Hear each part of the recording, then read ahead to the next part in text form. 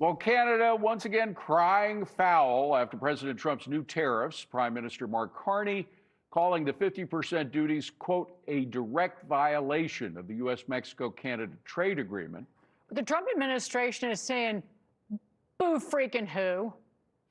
Canada has been violating the spirit of free trade for years with discriminatory policies against American companies and products. Here's Treasury Secretary Scott Bessent earlier today. It's something that we've discussed with our Canadian colleagues for a long time, and they haven't done anything about it. They're highly discriminatory on dairy products. U.S. Alcohol and beverages have been removed from Canadian shelves. So this is really just reciprocity in terms of what they've done to our great U.S. companies. Here to react is Unleash Prosperity co-founder and America First Policy Institute senior fellow, and a hell of a nice fellow himself. Steve Moore is here to join us. So, Steve, I went through the list of all the countries that had tariffs put against them all over the world, and the only countries that have really followed through in any retaliatory type of way are China and Canada. Why Canada? What is up with Carney, do you think? Well, Canada has always been a problem with respect to the first NAFTA and now the U.S.-China-Mexico agreement. Trump is right in the sense that they have barriers against our dairy products, our manufacturing products, our alcohol products. You go to Kentucky, they're not too happy about that, David.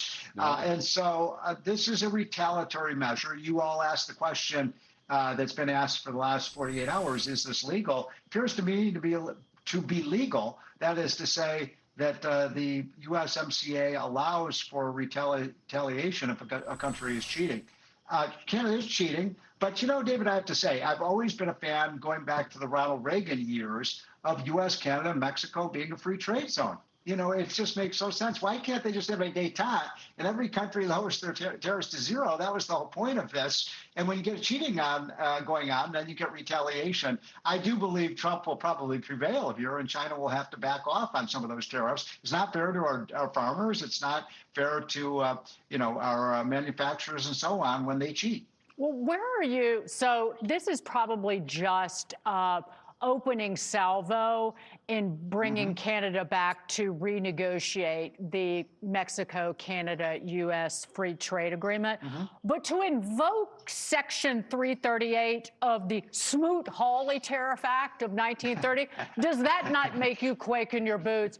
Also on deck later this week to replace the temporary tariffs that replaced IEEPA, which the Supreme Court overturned. You're looking at what will probably be a broad set of tariffs, Steve, between 10 and 12.5% under Section 301 on about 60 countries. You can't possibly love that. No, I don't. Look, as I said, I would love to see every country lower their tariffs, and I really believe, Dagan and David, that's really the intent of what Trump wants as the ultimate outcome, for a level playing field, which doesn't exist right now. But I did not know. So you're teaching me something, Dagan. I did not know this dates all the way back to the infamous Smoot-Hawley tariff.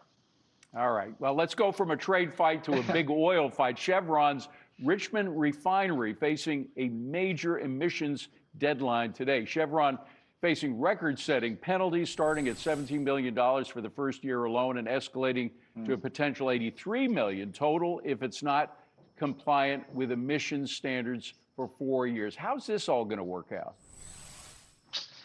I mean, they're basically California, David and Dagan, as you know, is practically down to zero refineries.